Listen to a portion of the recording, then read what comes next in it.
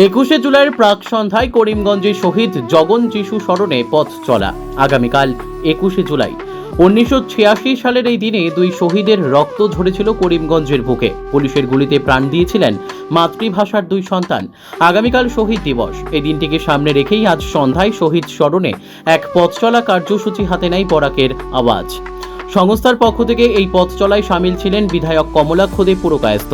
এর আগে ডিসি বাংলার সামনে শহীদ বেদিতে শ্রদ্ধাঞ্জলি অর্পণ করেন বিশিষ্টজনেরা। এরপর বের হয় মোমবাতি হাতে পথ চলা কার্যসূচি। এই দিনের এই কার্যসূচিতে বিশিষ্টদের মধ্যে ছিলেন অরূপ রায়, ডক্টর দেবতোষ পাল, অপরূপ দাস, বিষ্ণু নাগ, ডক্টর অর্পিত দাস প্রমুখ। করিমগঞ্জ থেকে সুস্মিতা দাসের রিপোর্ট, নববার্তা টুডে।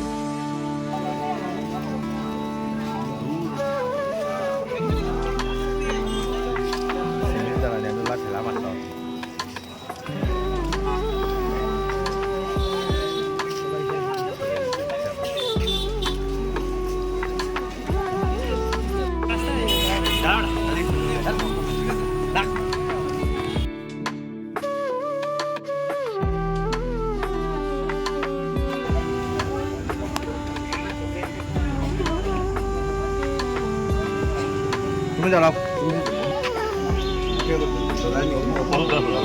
ভিডিও করি। 1986 ইংরেজিতে 21শে জুলাই করিমগঞ্জে ভাষা আন্দোলনের জগন্ময় দেব এবং দিব্যেন্দু দাস দুজন শহীদ হয়েছিলেন। আগামীকাল তাদের শহীদ দিবস। আমরা সেই শহীদ দিবসের প্রাক্কালে 21শের চেতনায় আমরা আজকে প্রদীপ নিয়ে পদযাত্রা শুরু করেছি। আমরা এখান থেকে এই শহীদ বেদি ডিসি বাংলার সন্নিকটের শহীদ বেদি থেকে পিডব্লিউডি পয়েন্টের যে শহীদ বেদি আছে সেখানে শ্রদ্ধাঞ্জলি জানিয়ে, তারপর পুলোর উপরে আরেকটা শহীদ বেদি আছে সেখানে শ্রদ্ধাঞ্জলি জানিয়ে আমরা শেষ করব এসে জাতীয় শহীদ বেদি শম্ভুসাগর উদ্যানে। আমরা এই যাত্রার মূল উদ্দেশ্য হচ্ছে যে সবাইকে একজোট করা এবং ভাষা শহীদদের প্রতি শ্রদ্ধাঞ্জলি জানানো, মানুষের মধ্যে একটা চেতনা জাগানো। 21শে জুলাই 21 আমাদের চেতনা এবং ভাষার জন্য এত ত্যাগ, ভাষার জন্য বারবার এই অঞ্চলের মানুষ শহীদ হয়েছেন। জগন যিশু আমাদের চোখের সামনে, ছোট ছিলাম সেই গল্প এখনও শুনি।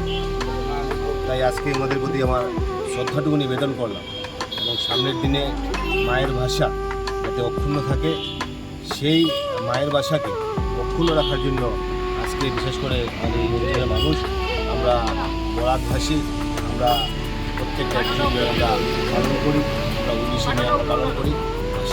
ভাষার প্রতি ত্যাগ, ভাষার প্রতি শ্রদ্ধা এবং সামনের দিন সেই চেতনা, সেই 19 এবং 21কে ধরে আমরা যাতে এগিয়ে যেতে পারি সেটাই আজকের দিনে কামনা করছি।